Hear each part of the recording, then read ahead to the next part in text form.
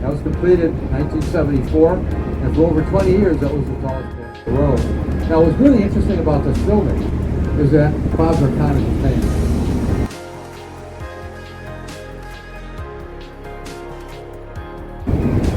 And in order to compensate for wind, these 9 tubes are strapped together.